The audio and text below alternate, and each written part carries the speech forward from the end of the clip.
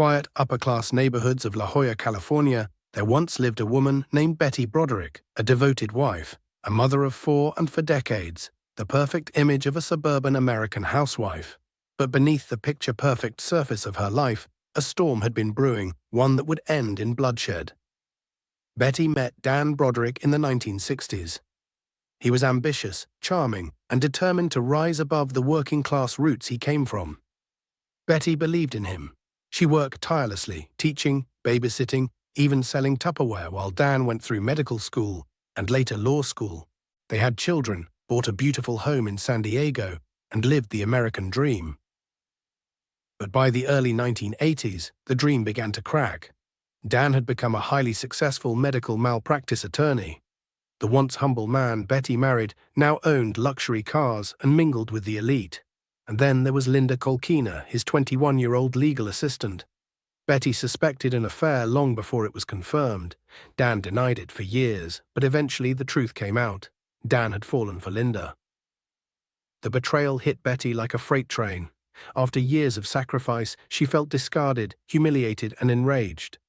The divorce that followed was one of the most bitter and drawn-out cases California had ever seen. For 4 years, Betty battled Dan in courtrooms, on answering machines, and even in the streets, leaving profanity-laced messages, spray-painting his house, and once driving her car through his front door.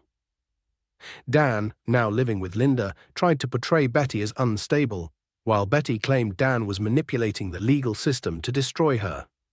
He had powerful friends, legal expertise, and control over finances. She felt voiceless and alone. Then came the final blow. Dan married Linda in April 1989. Betty's anger transformed into something darker, an obsession. She bought a revolver. She claimed it was for protection. But by November 5, 1989, she made a chilling decision. In the early hours of that morning, Betty took her daughter's keys and drove to Dan's house. She used the keys to quietly enter the home. She crept upstairs and entered the bedroom where Dan and Linda lay asleep. Without warning, she pulled out the revolver and fired 5 shots. 2 bullets struck Linda in the head and chest, killing her instantly. 1 bullet hit Dan in the back as he tried to reach for the phone. He bled to death within minutes. Betty fled the scene, but hours later she turned herself in to the police, calmly stating, "I killed them, of course." The trial that followed divided the nation. Some saw Betty as a cold-blooded killer, others as a woman driven to the edge by years of emotional abuse and betrayal. Her defense argued that she had been mentally battered, that the system favored powerful men like Dan, and that she had simply snapped. But the prosecution painted a different picture, calculated revenge.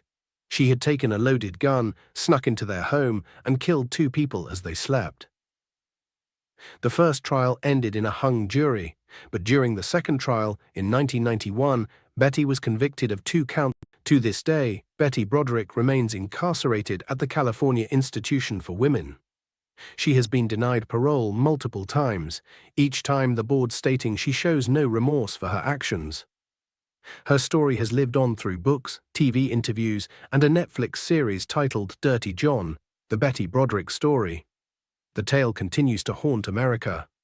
A once devoted wife who felt so powerless, so betrayed, that she chose vengeance over forgiveness.